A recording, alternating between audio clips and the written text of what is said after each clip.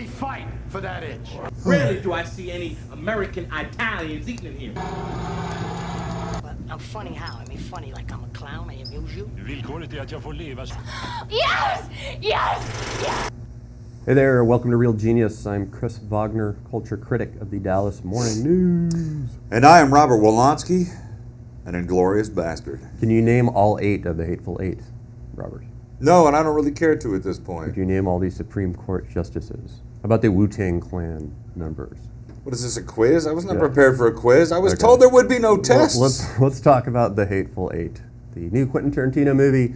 The 8th Quentin Tarantino movie. The 8th, as it says in the actual front credits. The worst Quentin Tarantino movie. I've seen it twice now, actually. Did you lose a bet? No, I really liked it, actually. Oh man, it has been a long time since we have disagreed about a movie. I liked it very, very much.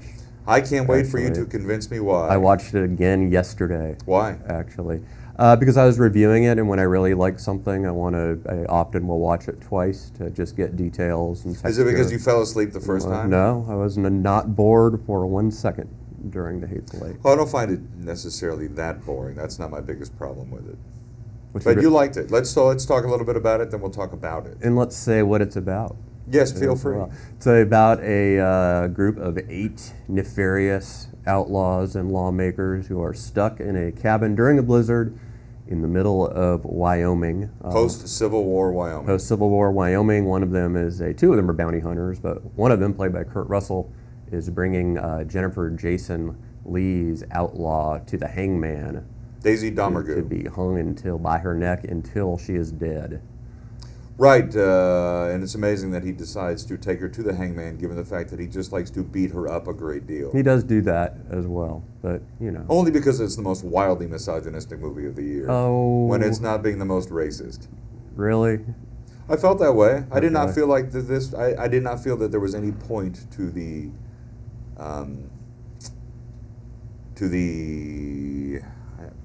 To it. I felt like it just was one of those. I'll be honest with you, I kind of felt like it was a parody of a Tarantino movie. I thought it was a really good Western. Really? I felt like it was a very boring play. Let's watch a scene from it. I can't wait. And we can fight some more. Yeah. This is Kurt Russell as John Ruth, the bounty hunter, explaining that he thinks that there is a rat in the nest. Kind of like Reservoir Dogs, actually. One of them fellas is not what he says he is. What is he? In cahoots with this one, that's what he is. One of them, maybe even 2 of them, is here to see Domergue goes free. Are you sure you ain't just being paranoid? Our best bet is this duplicitous fella ain't as cool a customer as Daisy here. He won't have the leather patience it takes to just sit here. He can't handle it. He'll stop waiting. Try and create his opportunity, and that's when Mr. Jumpy reveals himself.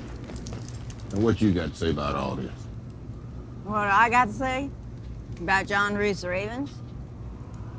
He's absolutely right.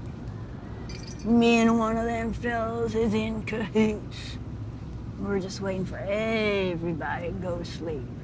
That's what we're gonna kill you. So you have this outlaw played by Jennifer Jason Leigh, who is wanted for murder, and she is being taken in to be hung. And she is sort of the bad guy. She's also, I think, one of the best characters and one of the better performances. And she gets hit a few times. So, I don't know, I'm just not, and then they use the N-word a lot because it's a Quentin Tarantino movie, but Samuel L. Jackson's character is also probably the hero and the most dignified person from beginning to end of the movie. So I'm wondering how it's racist.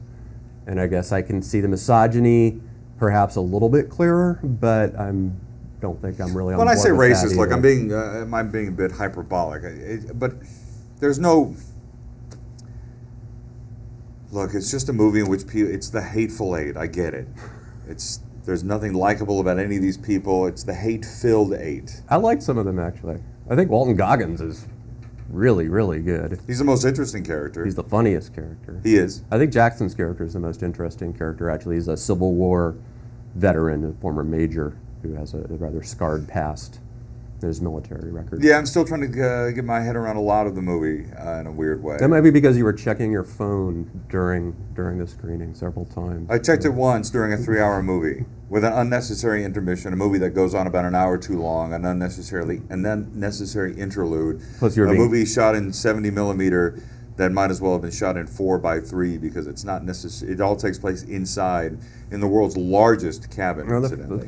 the first section takes place in the mountains. Sure, and it's glorious. And you were being edited, I understand. I was in the middle of being edited. You were in the middle of being edited. So, Tarantino can be divisive. I don't like Inglourious Basterds. see, I think Inglourious Basterds is his masterpiece. And I think that's on the bottom half of his catalog. For Really? me. I felt Inglourious Basterds was kind of a prolonged sick joke. And I think that's all this is. And I don't want to see Eli Roth in front of a camera for the rest of my life. So there's that too. I'm so used to great performances top to bottom in a Quentin Tarantino movie. Oh, see, I think he's great in that movie. All right, well there you go. But I think this is just a sick joke. I think this is just a brutal Agatha Christie with I think the rape sequence is wildly unnecessary. Is there a rape sequence? Yes. I'm sorry, you've seen it twice. Yes. Sam Jackson. Yes. The flashback, the discussion, that's a rape. Right, okay. Yeah, I guess there's a scene in which Samuel Jackson describes the manner in which he ended up killing a person. A Confederate soldier. Right. Yeah. It's a rape. Yeah. It's, I suppose, semantics. No, it's a rape. When you see it, it's a rape. He has a man get on his knees in the middle of the snow. And at least he says he does. That's well, we see it. It's yeah, described. We certainly see it. He takes on the great screen. pleasure in describing it to the character to whom he's describing it. So you're saying that you think Tarantino might have a sadistic side? I know to he it. does. Okay, well but there you go. You're tired Maybe of I'm it. just bored of it. Yeah, Maybe I just find it really not entertaining. That's quite possible. Maybe I'm just really. And that's possible that's where I was when I saw Inglourious Basterds. I found the first half of it, the chatty part, at least more interesting than what just becomes the nihilistic last half, which just becomes Reservoir Dogs writ Western style. I just was bored and not entertained and kind of offended, and I think the treatment of Daisy Domergue, who we've been told is a bad person, Jennifer Jason's lead character, so that justifies Kurt Russell beating the crap out of her repeatedly, which I find to be not very entertaining. She's handcuffed, she smarts off to him, but therefore he finds it okay to just whoop her. And look, hey man, that's how they did in the Wild West. I get it. They're not real people. But we're supposed to treat that's not an excuse. Because they're not real, that's not an excuse. I just have a really hard time ascribing moral judgment to things that movie characters do. And that stories, literature and movies are filled with horrible people doing horrible things right. to each other. And I don't have to be entertained by it. And I didn't find it entertaining. So that's it. You can discount a lot of Shakespeare then, you can discount a lot of Faulkner, because a lot of people do really, really horrible things to each other of all races and genders I'm not arguing and all that. of that. And I'm not arguing that. What are you arguing? I'm arguing that I didn't find it entertaining to watch. But it did not bother you morally. I guess it did, but I know they're not real. I know Jennifer Jason Leigh is not getting the crap beat out of her by Kurt Russell. I know that. That's good. I just want to make sure. Why do you not think that I'm able to tell fiction from reality? Because that's a strange thing to accuse me of at this late date in my life. This is the most contentious real genius ever. I thought the movie was freaking horrible. It's pretty awesome. I think it's the worst by far. And I gave it an A. If you go back and look at Reservoir Dogs, this is Reservoir Dogs, like a remake of Reservoir Dogs by somebody who apparently no longer likes Reservoir Dogs. I mean, I love Reservoir Dogs. It's a great movie. It's one of the most profound debuts by an American director in the last 30 years. This is the same guy making the same movie on a bigger palette, but with no apparent point and no reason for it to have been made. I just found it really disappointing and really frustrating and really at times infuriating and really kind of offensive and inexplicable. There you go.